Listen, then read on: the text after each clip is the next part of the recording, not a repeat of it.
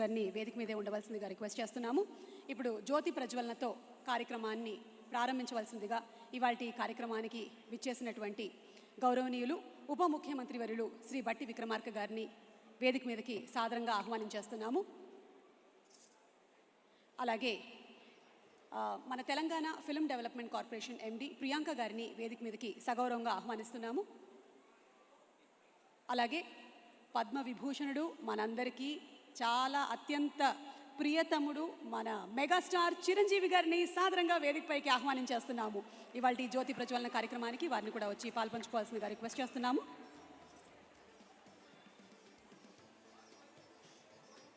అలాగే గౌరవనీయ cinematography minister గౌరవనీయ టూరిజం మినిస్టర్ శ్రీ జూపల్లి కృష్ణారావు గారిని వేదిక మీదకి సగౌరవంగా ఆహ్వానించేస్తున్నాము.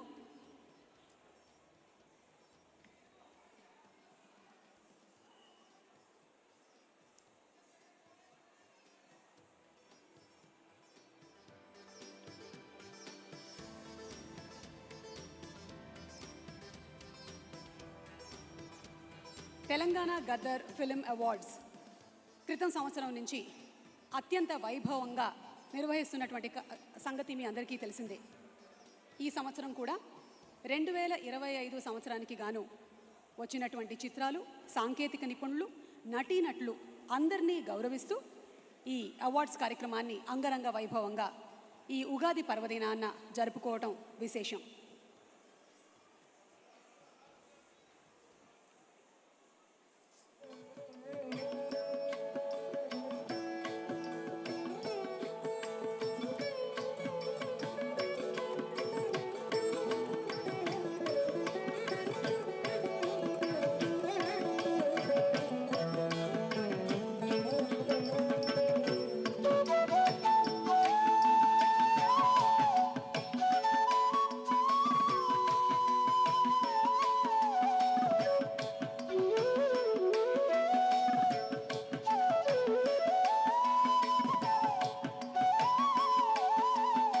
అందరినీ వేదిక మీదే ఉండవలసిందిగా రిక్వెస్ట్ చేస్తున్నాము.